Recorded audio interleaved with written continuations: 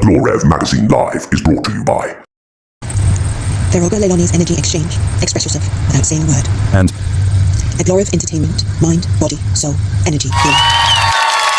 Welcome back to Aglorev Magazine Live, your reliable source for assistance with navigating the 3D. I started this magazine because I knew that Trump was going to change the face of the United States, and in turn, the world. He's erasing and rewriting history, changing and pushing boundaries, and no one is stopping him. I've combined this with astrology so that you can navigate and control your reality without fear and anxiety. We are officially in Virgo season, so take notes. We have a lot going on. Are you a pro at ending a relationship? Do you slide back often? I've got breakup tips and tricks, as well as a high-profile engagement. Possible DOGE security breaches, more threatening to American information than TikTok. Then we have another week of Bachelor in Paradise. Virgins trying to get it in. A surprising update to Big Brother's budding showmance. A decent movie recommendation, and then I shock you with my opinions, which hopefully will make you laugh. So get your beverage, your blanket, and your baby boo, tuck in and pay attention. There are no breaks, and tune in each week to stay informed and prepared. I'm here for you. If you need further assistance or personalised attention, contact me through my site. As we begin Virgo season, the Sun in Virgo forms a square with Uranus in Gemini. There can be a load of distractions right now. Loads of noise. Too much information streaming our way. A lot of little things to process. And this is getting in the way of some much needed focus, self-development, and overall commitment to our personal goals. Uranus in Gemini is in a long-term trine with Pluto in Aquarius, so loads of distracting energy is being fueled by the rapidly transforming, seemingly chaotic, sometimes destructive nature of the human collective right now. We're in an era of rapidly transforming technology, of rapid technological growth, changes in the way we communicate and get our information, massive shifts in the global political realm, changes in our climate, endless war, etc. Everyone is having their own personal experience with everything going on, and it is having an effect on our priorities, our focus, our work, how we approach our goals, our daily routines, our relationships, the way we communicate with each other. And all of that resonates with Pluto in Aquarius and Uranus in Gemini. The Aquarian complexity of things. Sometimes randomness of what we're seeing in the world and the systems we use in the collective we're a part of. Again, distractions, noise. But within all that noise, as in the nature of Uranus, there are also potential pathways for our individual growth and success, new opportunities, new connections, and new relationships. So the answer to all of this is in Mars in Libra, the need to balance how we use our energy. On one side, Virgo wants us to fully commit to our own goals and responsibilities. It materializes the vision and purpose that Leo creates, and it wants us to plan, organize, and schedule our daily routines around those goals and responsibilities. It wants us to continue to develop our knowledge through education, reading, listening, writing. Virgo represents the scientific mind. On the other side, we have the need to open up to what is going on in the world, in our community, in society. We can find inspiration and opportunity in the collective realm, as chaotic and unpredictable as it is right now. Uranus in Gemini wants to free us from mental restrictions. It wants us to find new connections, to build new relationships, to open up to new technology and be more technologically proficient, new science, new modes of communication and businesses, etc. Mars in Libra wants us to find a balance between the two, between our ability to mentally commit to our individual path and plan, and then our ability to open up to everything else that is out there. We're taking care of Earth and also exploring space. This should be a very active, dynamic, and inspiring time. Focus on and commit to your goals. Make a plan, a schedule. That's what Virgo's about. Embrace complexity and depth in your life. Unleash your intellectual self. Read, write, learn, observe the nature of things. Don't get too distracted and don't close off completely. There are some distractions worth your time and focus, particularly socially. Now, Venus activations are intense right now. Venus moved into Leo and formed an opposition with Pluto. This brings an emotionally charged energy that we're really going to feel right now. Venus will have more supportive aspects with the other outer planets, but the opposition to Pluto will be felt more because it's more challenging. You may face deep thoughts around your self-esteem, around intimacy, around control issues, old power struggles in relationships, especially in the relationships where you may have been seeking an ego validation rather than a genuine connection. It can also be very magnetic. Regardless, it will be more revealing in a way that may leave you feeling more sensitive to rejection. So this is a bad time to try to get back with an ex. I'm not sure there ever is a good time, but right now is particularly Ming. My astrological advice for the last half of August is to take your time. We are coming out of some pretty big shifts with the full moon in Aquarius. We've had a load of things being illuminated, alleviated possibly as well. And we're moving into eclipse season and coming out of some very intense astrological aspects. So we're going to need some rest and recovery time so that when we get into September, when we get into the eclipses, we're able to make the transitions. Understand how some things land. Eclipse season is about destiny. It's about understanding who we're meant to be, why we're here, what are we doing. Now is the time of preparation. So take your time.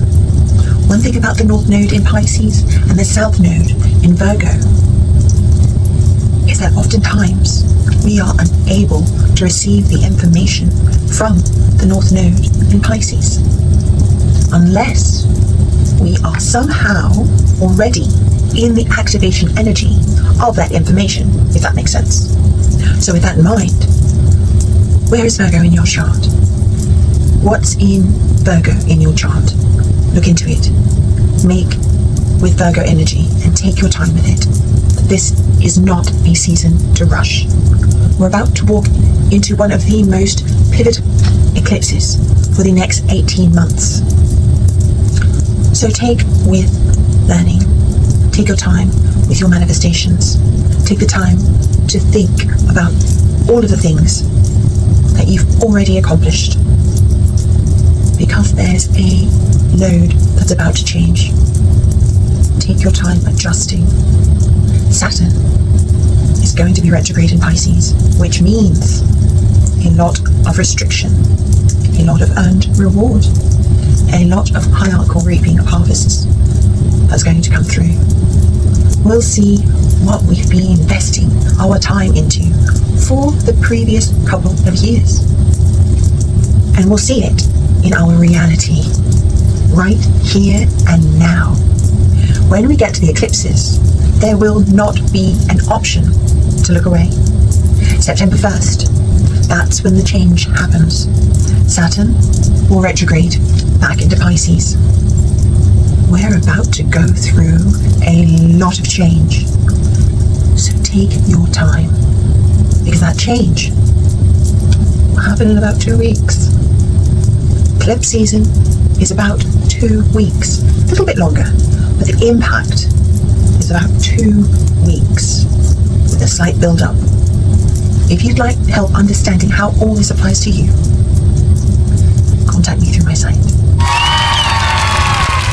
BreakUps are difficult, and so is the aftermath, as well as the emotional complications that arise from being in such a vulnerable state. Each breakup is as unique as the relationships that spun them. Breakups are contextual, circumstantial. Each will need to be handled differently, based on the relationship. There are no simple answers. The key to a graceful breakup and a healthy recovery depends on a variety of factors. Are you the dumper or the dumpee? Did you break up over a singular issue, or was the chemistry and excitement gone? Were things emotionally turbulent for a long time, or did they just suddenly snap? And then there are the more permanent questions. Do you want to stay in contact with your ex? How do you get over missing them? What if they want to get back together with you? And who keeps the friends? These are all good questions. I'll cover some basic principles on how to handle a breakup. But first consider whether or not a breakup is the right thing for you. Should you break up or work it out? It's more obvious when you're getting treated poorly, being constantly ignored, cheated on, or experiencing another type of toxic behavior. To know that it's time to break up. However, many times breaking up is not so clear-cut. Maybe things just aren't clicking, or the arguments don't seem to be going anywhere. Perhaps you run into compatibility issues that aren't terrible, but you're not sure you can live with them. It's worth digging a little deeper to find out what's really going on here. In an intimate relationship, any problems we're having aren't always what they appear to be on the surface. It's never really about what it's about. Why are we filled with rage every time they leave a dirty dish on the coffee table? It's not about the dirty dish. Perhaps your idea of cleaning it is actually a deep-seated desire to control your environment, because you can't handle the anxiety of all the uncertainty in your life. Dig a little deeper and see if you can find compassion for the other person and yourself. It's mad, the number of people who say they were blindsided by a breakup. Relationships don't just dissolve in a single moment. It takes at least a little time for things to fall apart. Perhaps you're feeling like things are getting a little off track. In a healthy situation with positive feelings, give your person a chance to make things right. No one person will be perfectly compatible with another person in every way. And there's a difference between having different preferences, like not liking the same foods, and having different values, like whether you want children or not, how you spend your money, religion, etc. It's okay to compromise on your preferences from time to time. It's not okay to compromise on your values. Perhaps you'll need to create new boundaries. Make sure the other person is fully aware and 10 toes down when it's time to enforce your boundaries. And that means demonstrating a willingness to leave if things don't change. If you've given it a good faith effort and someone really fancies you and wants to make things work with you, they'll also make a good faith effort to help change the relationship. If they don't, it's probably time to leave. And if you've decided it's time to terminate that relationship, the first step to breaking up with someone is to always do it in person if possible. I prefer to do it in a public place so that their reactions will have a limiting factor because of an audience. Never make a scene. Feeling destroyed is okay. Being torn apart from the inside out is fine and expected. Wishing fiery hell and brimstone onto your ex and feeling the urge to dismantle their life and everything they hold dear, piece by piece, isn't totally out of the ordinary either. But any attempt to do so is going to just make you look childish. Control yourself. Grieve and express your pain. But don't do anything stupid. Do it in private and with someone you trust. Especially if you're in public. Listen carefully. This is important. Do not try to make the other person feel better. Once the relationship is severed, the other person's emotions are no longer your responsibility. Never really were they to begin with. And not only is it no longer your responsibility to help them cope, but comforting them may make them feel worse. It can also backfire in that it will just make them resent you more for being nice. And don't have sex with them. It always starts with crying, saying how much they're going to miss you. You hug them to make them feel better. You get upset because you wish things could have worked out. But this is for the best. Suddenly you're tearing up and wondering why you're dumping them in the first place. You remember when things were good. You get nostalgically naked. One of you is crying and smiling, and suddenly the sex is more passionate than it's ever been. Don't fall for it. After the breakup, respectfully cut off all contact for a short period of time. This is the part that many people don't get right. A lot of people get hung up on remaining friends and actually force contact when it's causing them more emotional stress. Research on relationship breakups finds that people who limit their contact emotionally recovered much faster. Not only is it totally reasonable to refrain from seeing or speaking to each other for a brief period of time, but it's healthy. The more contact you have, the more likely you are to get triggered, relapse, and ending up in the grey area where you're not together, but you kind of are, but definitely not boyfriend and girlfriend. You're checking in and sending good morning texts, but they wouldn't be your date to the wedding. Now at this point, you may want to chat to someone about it. Chat to a trusted friend or family member, therapist or coach, before making a decision, and heed their advice. They can allow us to see a different perspective, allow it to factor into, but not dictate, your decision. Allow yourself to be sad, angry, or upset. But don't judge or blame. Emotions are healthy and normal, even negative ones. But don't judge or blame. Recognize that the breakup itself is a sign of your incompatibility. You're better off. Invest in yourself. The longer you spend in a romantic relationship, the more your sense of identity blends into theirs. Being together with someone in such an intimate space for so long can create a third overlapping psychological entity. And when that entity dies, it's painful and leaves a temporary void. Invest in rebuilding your personal identity. Rediscover your old hobbies. Focus on your personal work. Start that new project. Spend time with yourself. Spend time with your friends. Your friends reassure you and make you feel better. They will also help you reinforce your personal identity again. Friend help is the best medicine for heartbreak. And only start dating again when you're excited to see new people. A lot of people break up and enter a rebound period.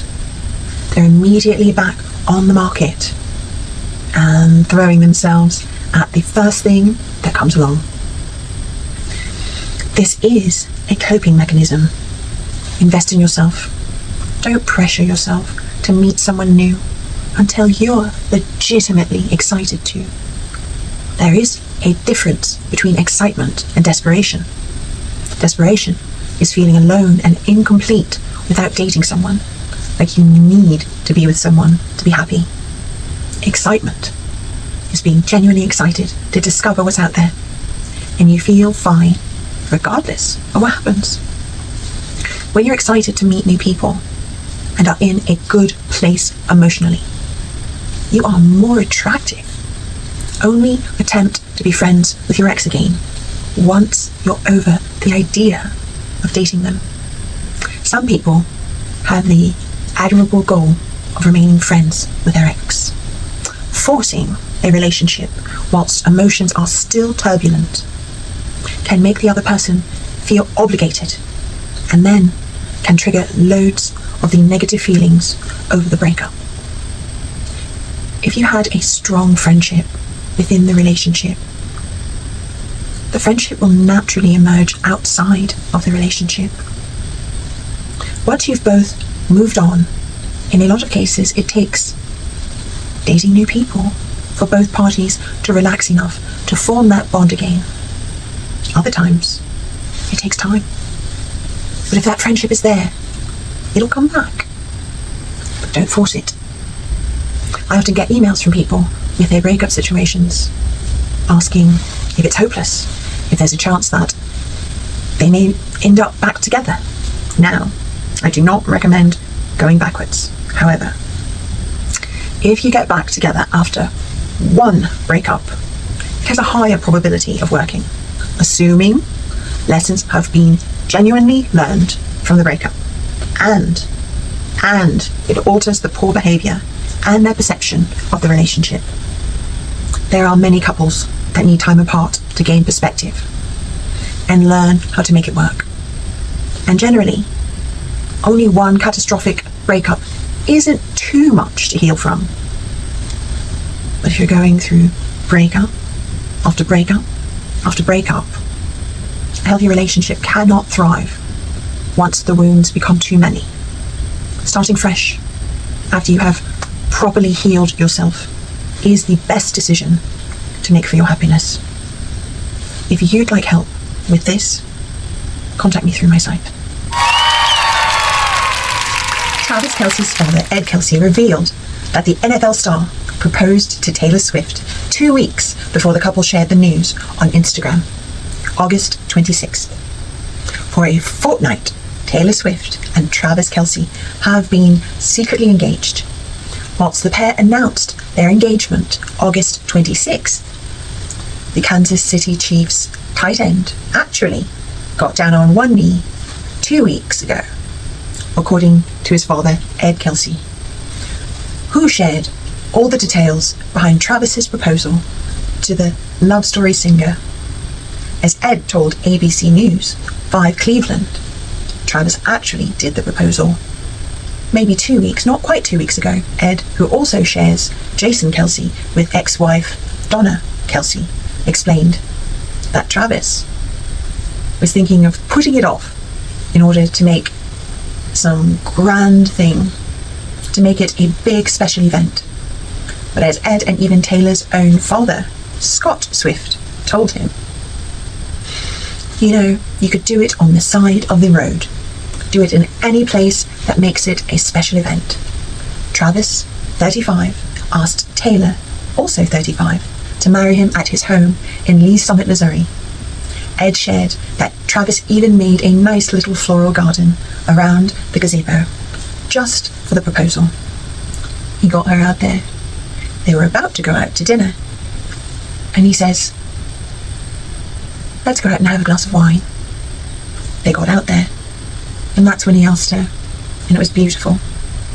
The couple quickly started FaceTiming all their close family members to share the exciting news, with Ed getting a call whilst at the Philadelphia Eagles public practice on August 10th, 3 days before Taylor's New Heights podcast episode dropped. As soon as I saw the FaceTime, I saw it was Travis, he recalled. And then I saw Taylor there with him. I knew what they were going to say. And they let us know. And Ed already feels his future daughter-in-law belongs in the family, telling the outlet that he's never seen Travis happier, especially amid the engagement celebrations, which included a family dinner on August 24th.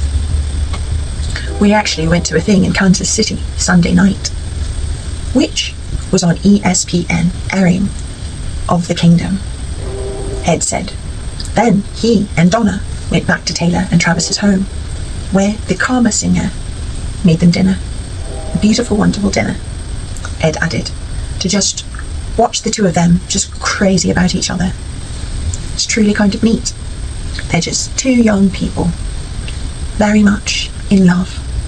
And that love was certainly radiating from the photos Taylor and Travis shared of their engagement to Instagram, August 26th, which featured the couple posing in a garden of pink and white flowers alongside a picture of the enchanted singer's diamond engagement ring.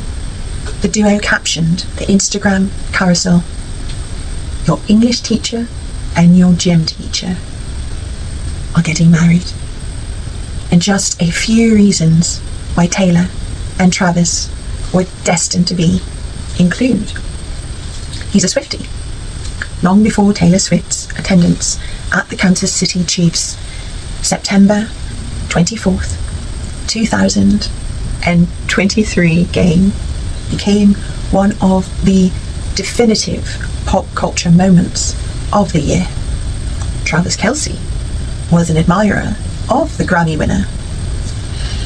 The tight end's interest in Taylor was first revealed by one of his teammates in a TikTok video posted by the Chiefs in August 2023, which, in hindsight, was when the pair was secretly dating. Before Travis could answer the prompt of who his celebrity crush was, wide receiver Marquez Valdez-Scantling spilled Taylor Swift, smiled at the camera before holding his finger up to his moustache, saying, "All right now." Plus, Travis was just one of many celebs to attend Taylor's record-breaking Eras tour. He's not her usual type on paper, whilst he does have the daydream look in his eyes, especially when he sees Taylor on the big screen at one of his games. Travis stands out a bit when you look back at Taylor's dating history.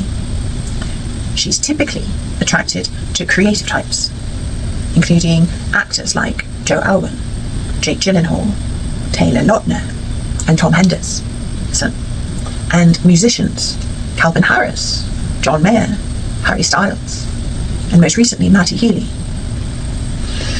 But perhaps that's why her romance with the light-hearted and cheeky athlete, who signed an updated 2-year deal with the Chiefs worth $34.25 million in 2024, feels like such a refreshing option for Taylor after her 6 years super private relationship with Joe came to an end in April 2023. Travis publicly pursued her. He manifested his romance with the superstar through sheer will, determination, and declaration of infatuation. Travis publicly added his failed attempt to shoot his shot and talk to Taylor when he attended the Kansas City stop on her Eras tour, July 7th, 2023.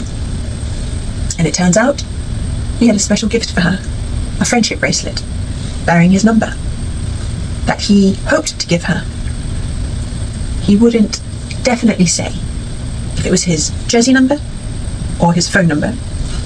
Despite his claim that he was disappointed, he failed to meet her after the concert. Taylor confirmed to Time in December 2023 that she belatedly caught his podcast. Travis very adorably put me on blast on his podcast, which I thought was metal as hell, she recalled. He started hanging out right after that. So we actually hid a significant amount of time that no one knew about, which I'm grateful for, because we got to get to know each other. So that disproves the whole theory about the September 24th game being their first official hang.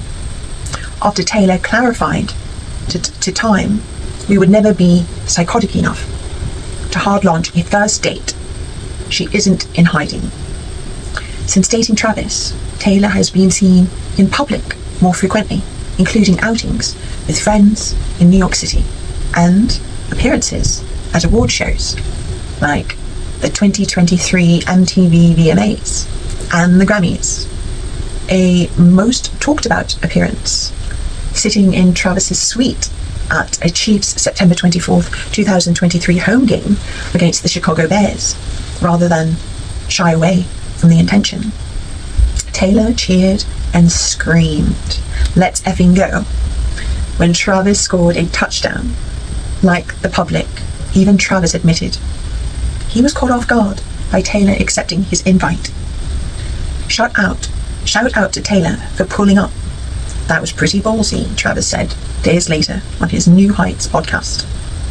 I just thought it was awesome how everyone in the suite had nothing but great things to say about her. The friends and family. She looked amazing, he added. It was definitely a game I will remember. That's for damn sure.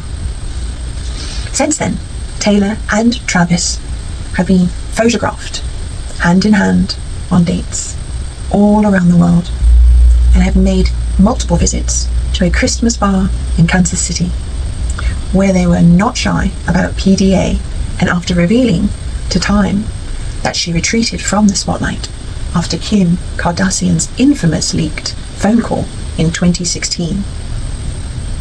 Taylor is going out tonight and every night if she wants to. Thank you very much.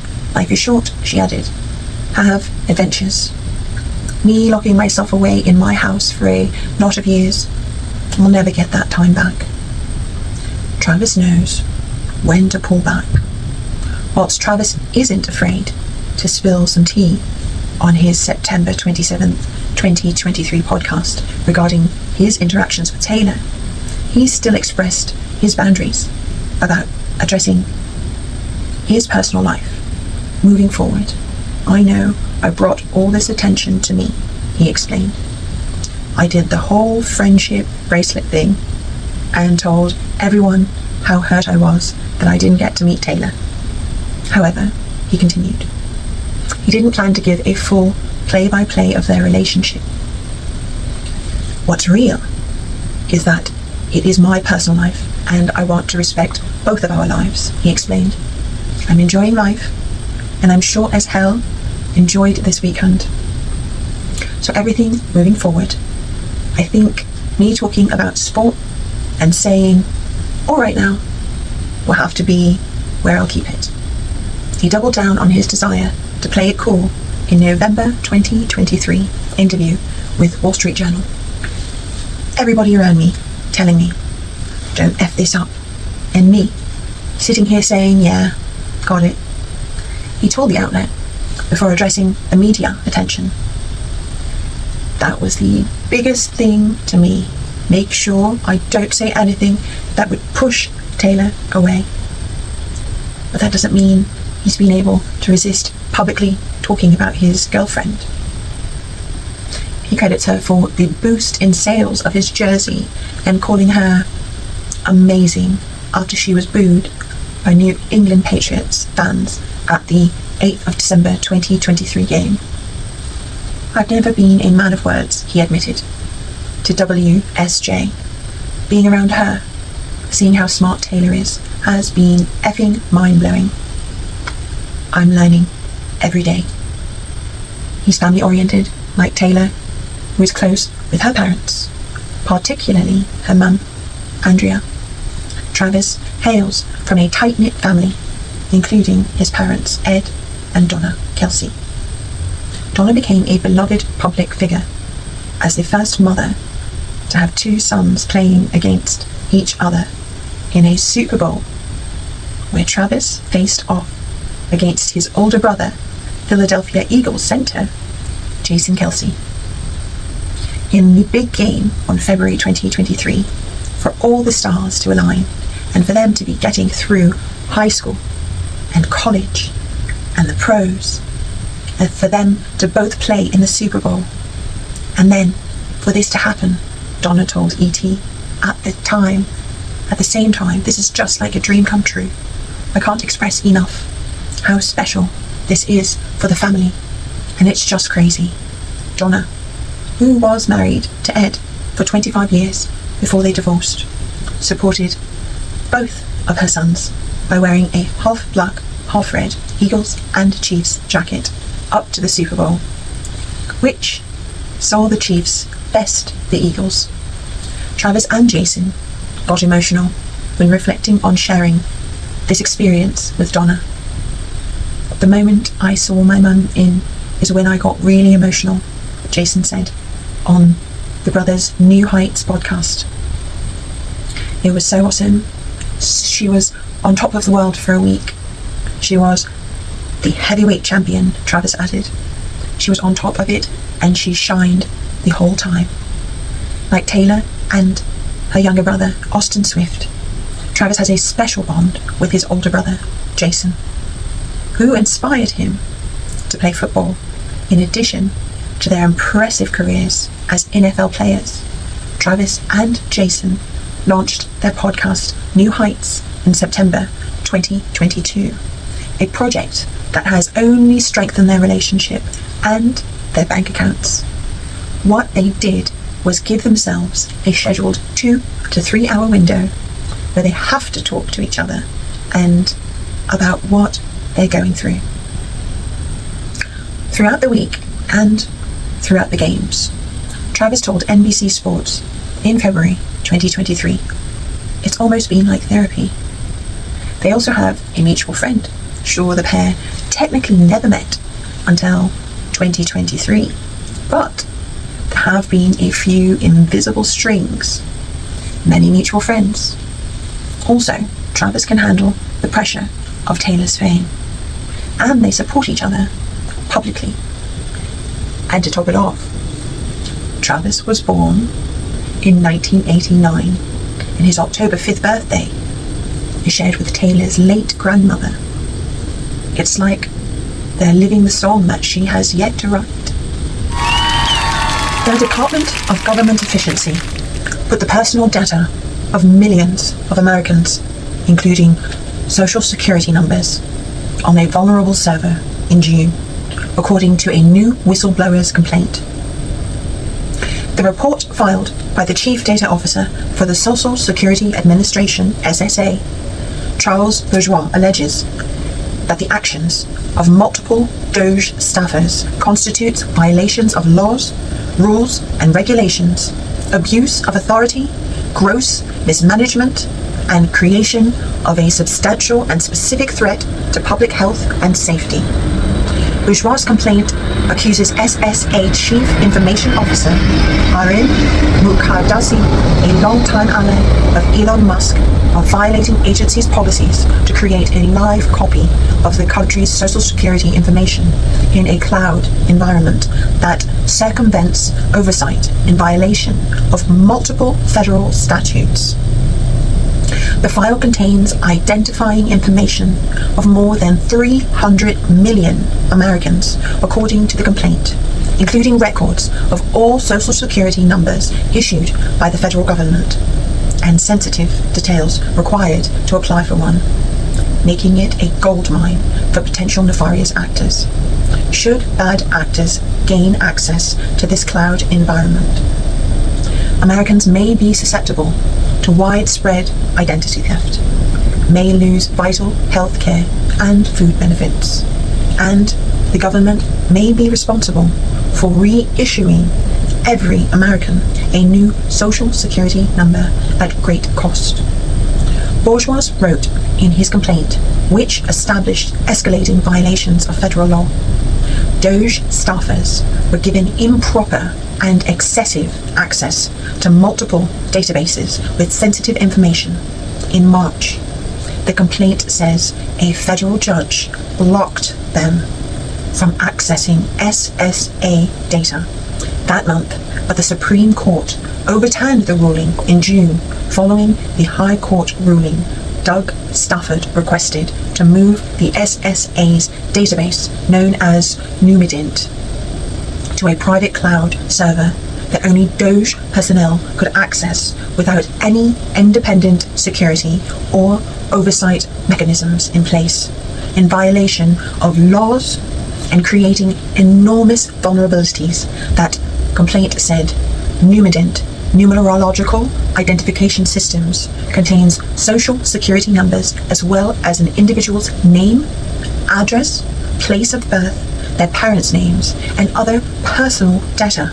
An official agency's security assessment at the time, which is cited in the complaint, described copying the database to the server at high risk, given that most security exposures and breaches occur within development environments due to reduced control measures and oversight. The assessment warned of catastrophic impact to social security beneficiaries and programs if the database were breached. I have determined the business need is higher than the security risk associated with this implementation, and I accept all risks, Mokhtasi wrote in July 15th memo. The complaint says Social Security Administration spokesperson Nick Perrine said, the agency takes all whistleblower complaints seriously and maintain that the data referred to in the complaint is walled off from the internet and accessible to high-level career officials with proper oversight. We are not aware of any compromise to this environment and remain dedicated to protecting sensitive personal data, Perrine said in a statement that White House referred all inquiries to the Social Security Administration. As of late June, the Social Security Administration had no verified audit or oversight mechanisms to monitor DOGE access to or use of this sensitive data within the unsecured cloud environment, according to Bourgeois. But be sure to thank Donald Trump, J.D. Vance, and their stooges if your ID now gets stolen, thanks to their stupidity, Senator Ron Wyden of Oregon, the ranking Democratic on the Senate Finance Committee, posted on X in response to the report. Bourgeois has offered to meet with members of Congress to discuss his disclosures. Andrea Mesa, an attorney for Bourgeois with the Government Accountability Project, said her client is publicly raising the alarm out of a sense of urgency and duty after his internal concerns were ignored. Mr. Bourgeois' bravery in coming forward to protect the American public's data is an important step toward mitigating the risks before it is too late, Mesa said in a statement. This is another instance that makes me love and treasure my name. Nothing about me is easy to replicate. Okay, so this week, Bachelor in Paradise, we have a few tests and also taking them in to the final couples. We have Andrew and Alex, and they had a therapist come in and kind of analyze them and their positives, their negatives, their strengths and their weaknesses. With Andrew and Alex, it was interesting because she got it spot on. They do have a good laughing, friendly banter, but they have no sex appeal. And that is exactly, I couldn't put the finger on it 100%, but yes, they don't have a hot chemistry.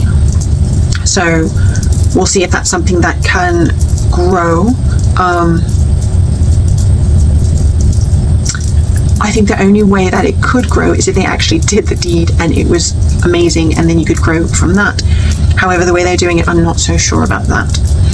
Bailey and Jeremy, to me now, are starting to feel like they are pretending, because the secret is out and the truth slowly starts to fester. It does not feel the same. The energy is different.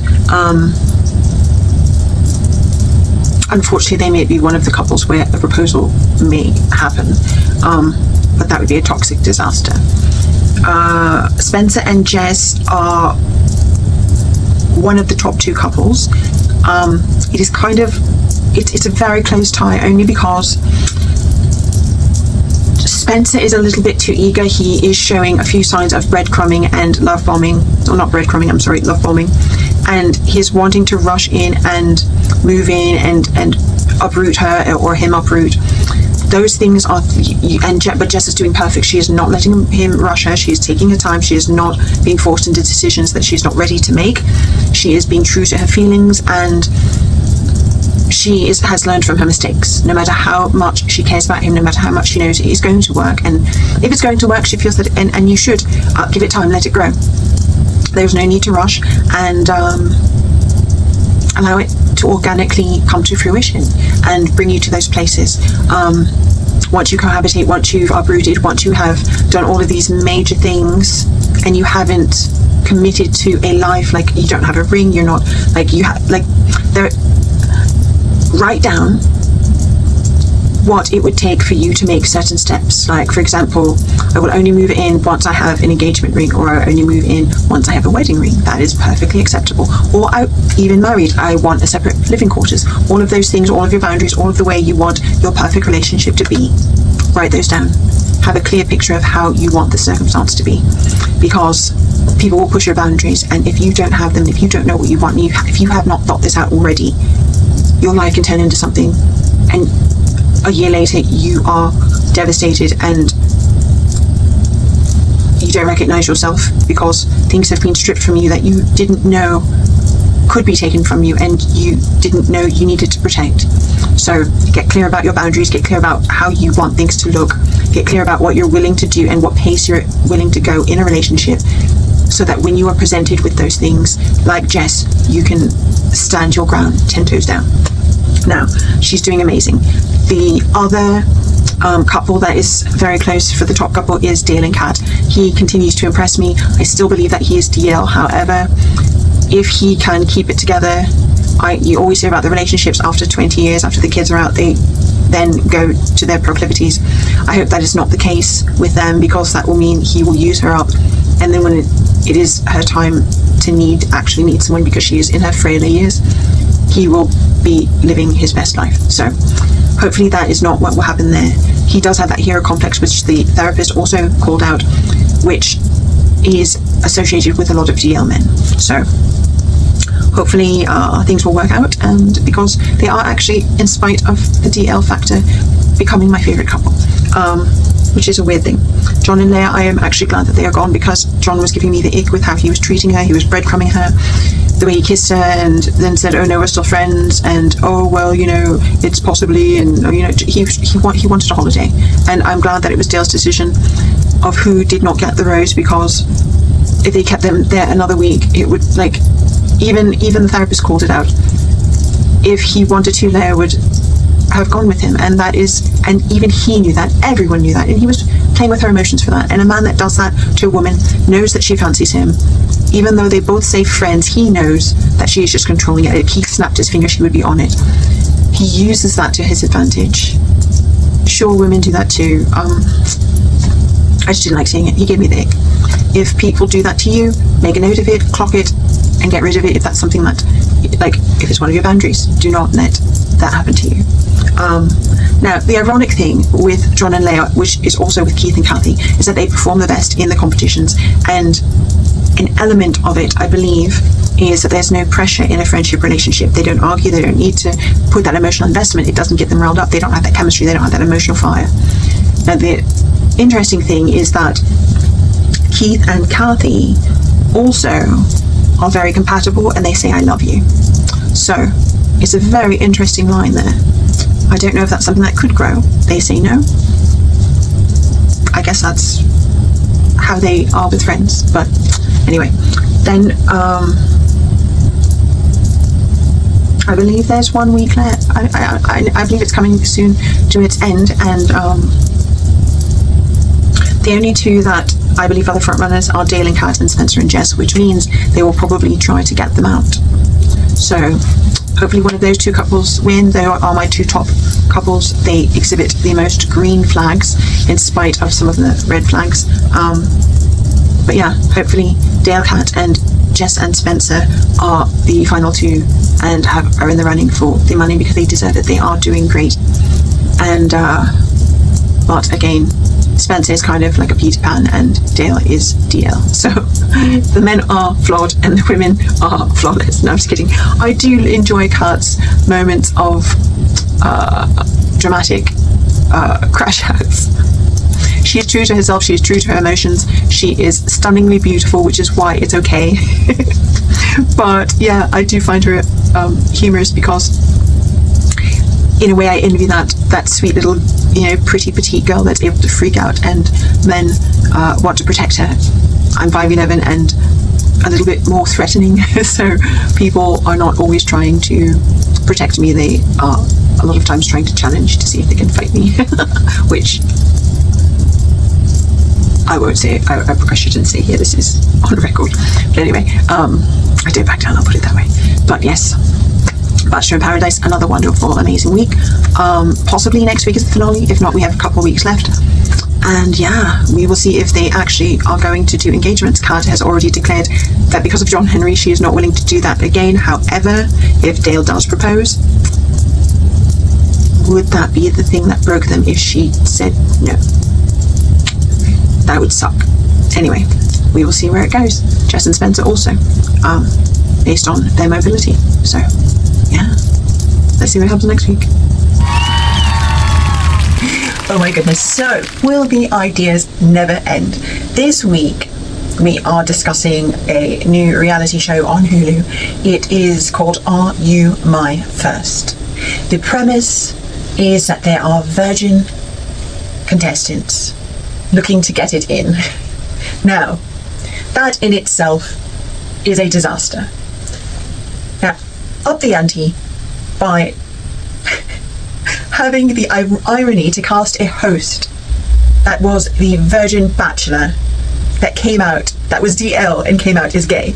Because, to be honest, I would say 90% of the contestants were DL men. For the virgin men. The women, they had a little bit more purity and they were more believable. Some of them may have been actors playing, but the men definitely did not move as virgins. Colton, DL Bachelor, and then they also had Caitlin Bristow, who was the Bachelorette. So I'm guessing that this is probably somehow affiliated with the Bachelor franchise. Maybe not, maybe they just kind of know the same people, but yeah, they do a great job hosting. However, and I believe I saw a wedding ring on Colton's finger, so I need to research that if he's actually married now, because maybe living in his truth, he found the love of his life. But anyway, I digress. So we have a few characters. We're going to start with the men, because the men were incredibly suspect, and I will give some evidence as to why I do not believe that the majority of them were virgins. Okay, at least they may have been virgins with women, but they were not virgins with sex, period, except for Michael, but I'm about to get to that. So first of all, there's Goodwin. Goodwin gave me the ick pretty quick, and the thing is, he comes across as this Casanova. He has this fit body, but when they had the very first night where they take paint and they are supposed to put paint on the person they are interested in, Goodwin took that paint and rubbed all those women's breast. No virgin is going to have that initiative, that goal, that that boldness, that he basically violated each and every one of them, and they are virgins, which made it even more impactful. Some of them hadn't even had proper kisses yet, and they have this stranger rubbing their hands all over, up and down their body, on their breasts. These are virgin girls. This virgin, he is not a virgin to be that bold. You become more easily doing things when you've done them before. He had obviously he was very familiar with touching a woman's body.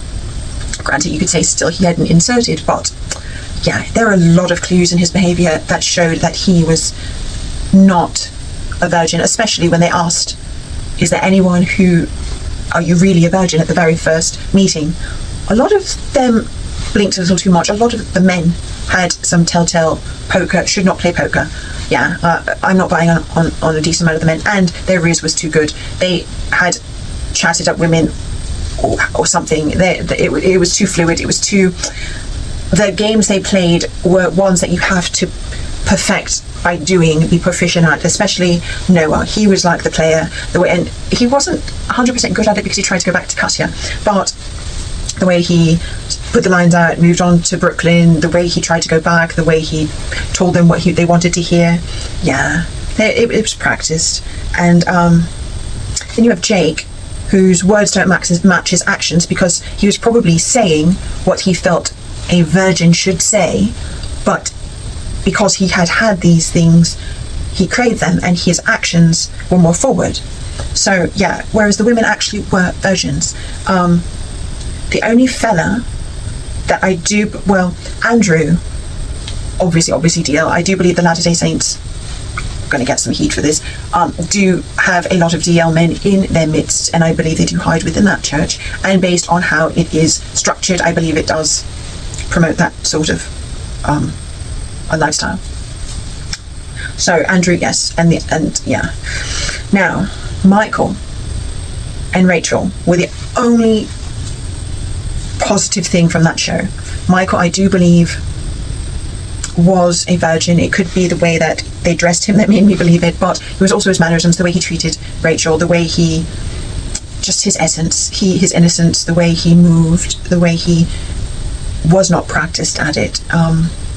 Yeah, but it was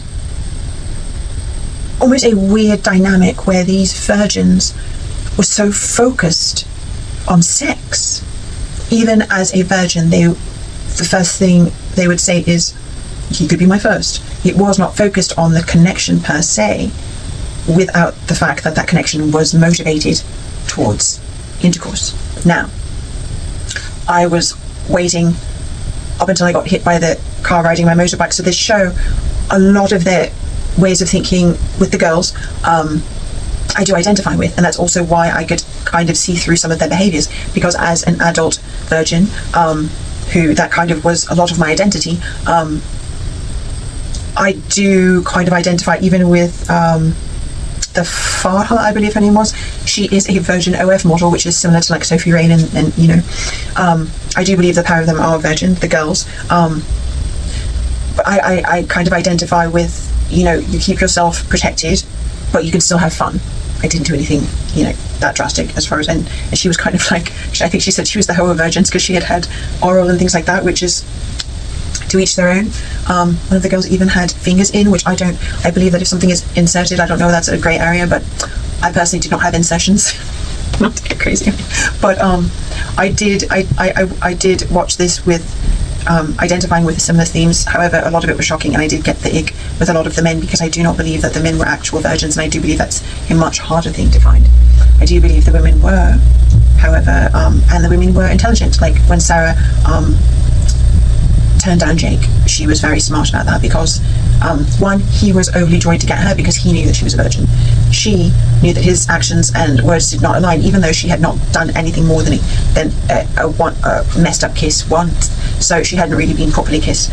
But even with her lack of experience, she still was able to make good decisions about her well-being. And that is the one thing about waiting later to have intercourse, is that you're able to see things a little bit differently because you are not blinded by that. And now that I am actually having intercourse, it does kind of line things a little bit. It does make you want to believe people or what they say, because the D is good. But yeah, it does complicate things. It does complicate how we interact and how we see each other, and what we say to each other, what we believe.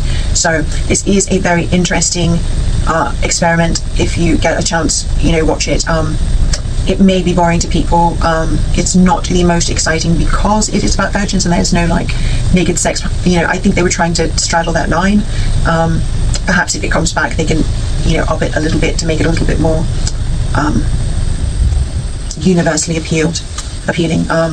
Yeah, but I personally enjoyed it because it did remind me of a lot of things, and it was interesting how they made them interact with each other and be sexual and be players and do all of the things that the sexually active people were doing but as virgins. So yeah, it's on Netflix only, I believe, but yeah, it's volume my first. There's not really any red flags to watch out for, except for the fact that the pressure do not allow anyone to have you behave in a way that you do not feel comfortable with. Always protect yourself and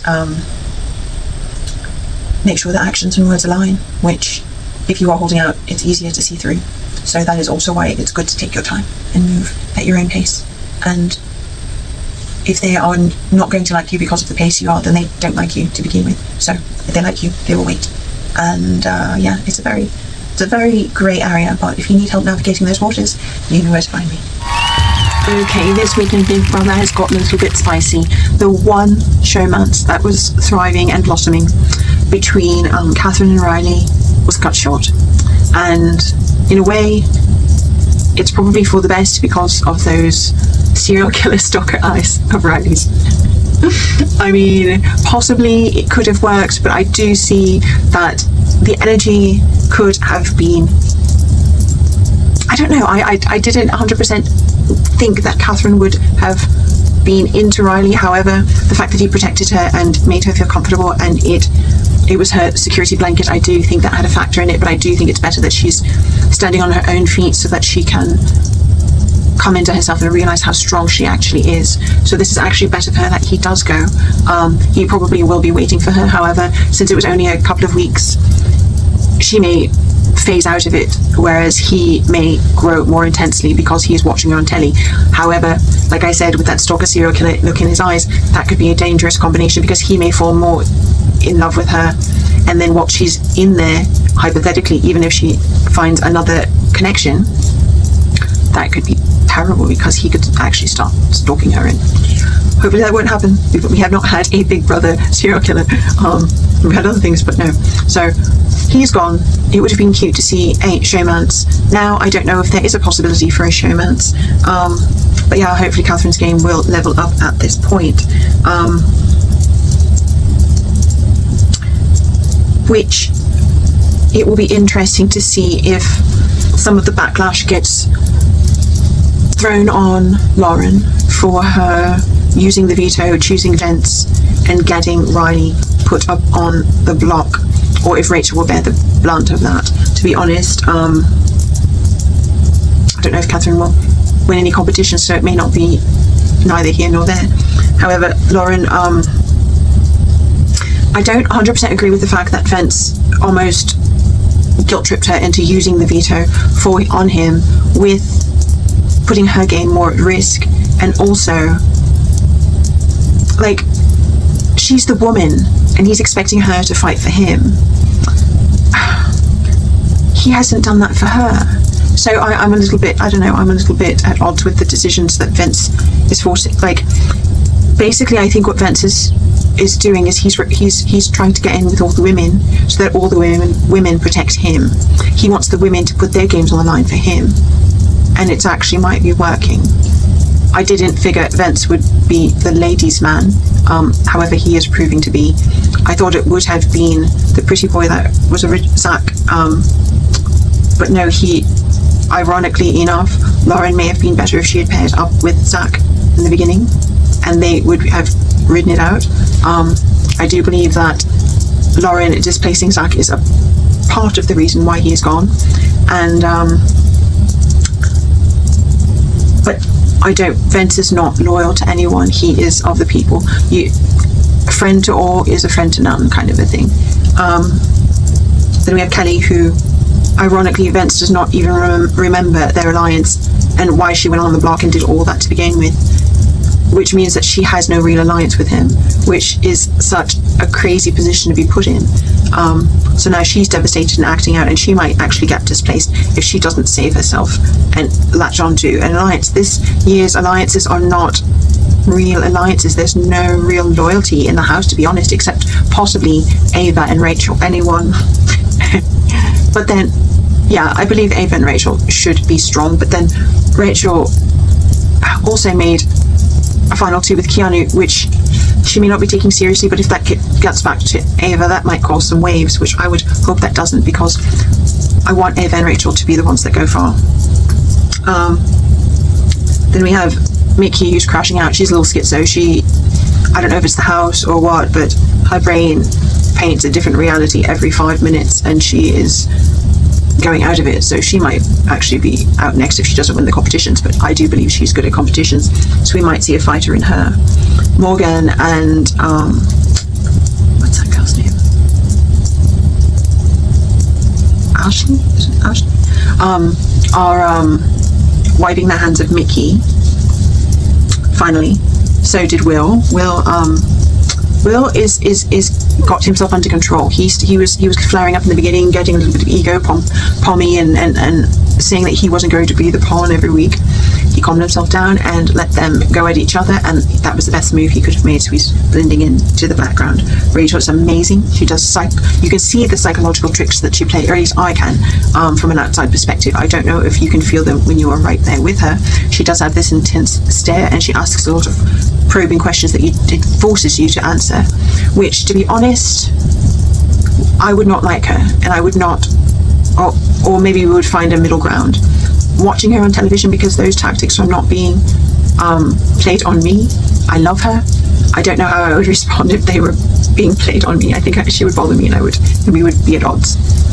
But hopefully that does not happen, because I love Rachel Riley and I want to stay in that energy. Keanu is an interesting one, because he is a wild card. He is not loyal. He says he's loyal, but he's not loyal. He is plotting on everything, but he's a comp beast, so you cannot get him out. So we'll see how long he lasts. I was happy when he got with Rachel, but now it's showing that he is willing to betray her. So now I'm not really keen on Keanu as much anymore. But the only potential showmans is Lauren and Vince, I suppose. Morgan and Vince, anyone in Vince. But yeah, it was a little bit sad that Riley had to go. Hopefully Vince pays Lauren back for the grand gesture that she made, because to be quite honest, I don't know if it will be as reciprocal energy as she is hoping for. Hopefully it is, but he has so many cards on the table, he may forget to turn some over. I don't know if I made that metaphor really well, but yeah.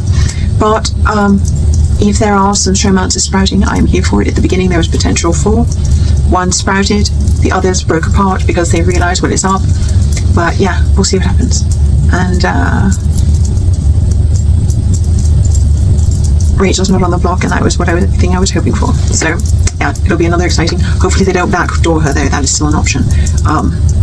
Hopefully they don't know that. But anyway, I look forward to the next Big Brother. I love the Big Brother.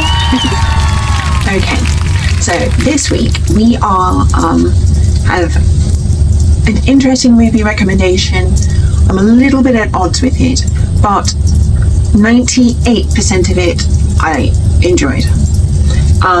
It is a film. It's called Eeny Meeny. It is on Hulu. It's with Samara Weaving and Carl Glusman, which I have actually met Samara Weaving in person, and she wouldn't remember me, but she is stunning. She is beautiful, like even more so in person, which that I believe is an insult, but I really enjoy her work. She is that stunning actress that has those quirky parts, and yeah, she's amazing in this one. Now, because it does have a little bit of controversy to it, I do believe that is what gets gets the chatting going. Now the Eeny Meeny is about a former teenage getaway driver, and she's drugged back into the life to save her ex-boyfriend, and it actually is a little bit of romance, a little bit of sweetness, a lot of violence, drugs, adult content. It is fast-paced, fun, and it's when you have those like love, almost like reckless stories, it does give you that exhilarating feeling. The only thing that I would change perhaps would be the ending, and I don't want to ruin it by saying that, but if you watch it without thinking about the ending, it is beautiful. It is as sweet as a violent film can be. It helps you see how people become who they are and do the things that they do, and the choices they're forced to make in spite of what they want and what they know and who they are. And thinking about it in that way, the ending, the way it is a bit more powerful. So I do understand why they chose to end it the way they did. And I can't say anything else because it will give away basically what happened. But it is a sweet, slightly romantic, violent film. And I did enjoy it, and I love that I know that I've met the actress, and she's amazing in it, in everything that she does. It can be a date film, but it's also good by watching by yourself. But yeah, I believe it's only on Netflix. It is called Eeny Meeny with Samar Weaving, and check it out. I'd give it, without the ending, I'd give it a 4.5. With the ending, I'd give it a 3.8. It meant that much to me. But yes, check it out. I hope you love it. Please put your hands together for this talented lady that's triggering laughter worldwide. Ladies and gentlemen, Virunga Leilani. I love relationships. I do.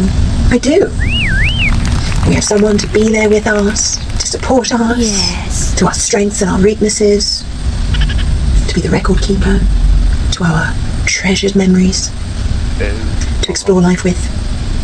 Yes. But I always have one question that I tell my clients to ask themselves before getting into a relationship. You got quiet all of a sudden. Everyone's like, yes. What? Out with it, finally. Some useful information. And the question that I tell my clients to ask themselves is that person worth prison? Because you know, when they go missing, the first person they want to speak to is you. Are you ready to be the number one suspect? Is TJ worthy of 20 to life? Hard time. I don't even care if the photos were taken together. No social media posts, because they become evidence. I don't care how good the dick is. It's not worth freezing. At least I haven't found one. Yeah. I'm open. Figuratively, of course. And check out the latest from Aglorev Entertainment for all of your level up needs.